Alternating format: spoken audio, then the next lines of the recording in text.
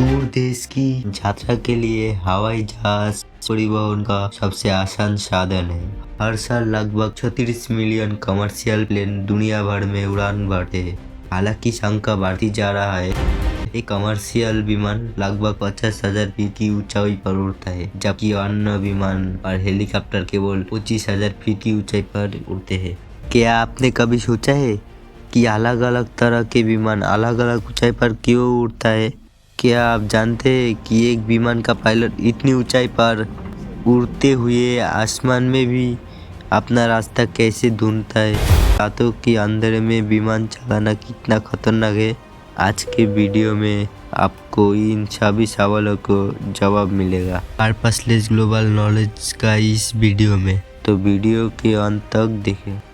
आप जानते होगी कि विमान आमतौर पर 3 प्रकार के होते हैं: हेलीकॉप्टर, जेट विमान और कमर्शियल प्लेन। आजकल और भी प्रकार की विमान उपलब्ध है, लेकिन वो आमतौर पर इन तीनों श्रेणियों में ही आते हैं। ये सभी विमान अलग अलग ऊंचाई पर है। यदि आपने कभी हवाई जहाज पर यात्रा किए है तो आप शायद जानते होगी कि कमर्शियल प्लेन सबसे अधिक ऊंचाई पर उड़ता है। एक कमर्शियल प्लेन आमतौर पर 30,000 से 50,000 फीट की ऊंचाई पर उड़ान भरता है। दूसरी ओर एक नॉर्मल हेलीकॉप्टर केवल 10,000 फीट की ऊंचाई पर ही उड़ान भर सकता है।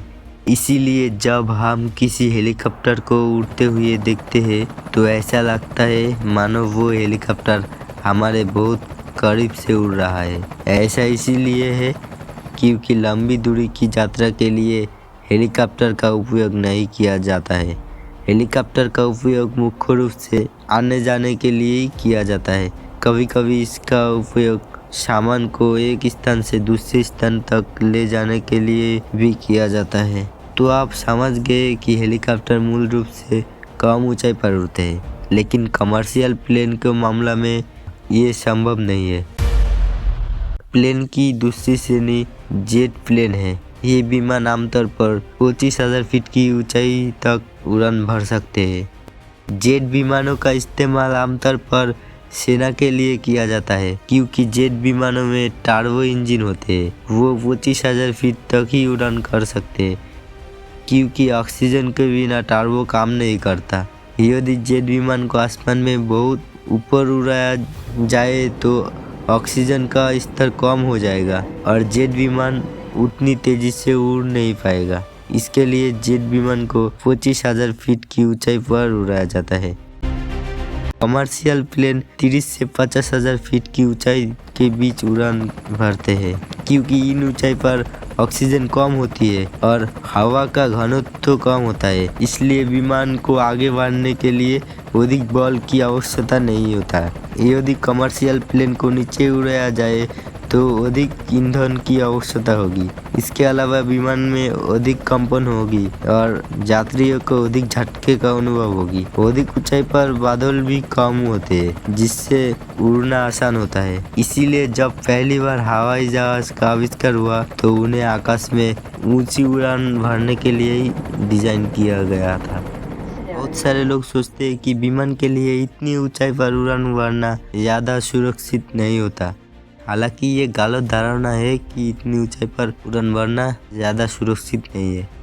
मान लीजिए अगर विमान में कोई खराबी आ जाए और वो टूट जाए और विमान की ऊंचाई 40,000 फीट हो, फिर नीचे आने में काफ़ी समय लगेगा। वो दूसरी और कोई विमान या हेलीकॉप्टर कुछ ही सेकंड में नीचे गिर जाएगा। दुर्घटना से बचने के लिए पायलट के पास अधिक समय होगा। अधिक ऊंचाई पर विमान उड़ाने जहाँ कोई फायदा है, वही नुकसान भी है। हालांकि आप समझ गए होंगे कि विमान इतना ऊंचा क्यों है।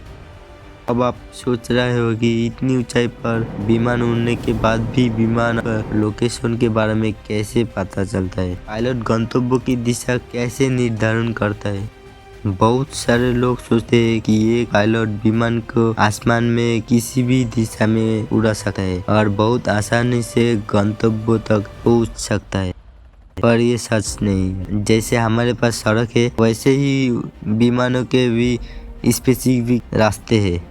उसी रास्ते पर चलकर विमान अपनी मंजिल तक पहुंचता है। अगर कोई पायलट उस रूट को फॉलो नहीं करता है तो उसे पेनाल्टी भरनी होती है।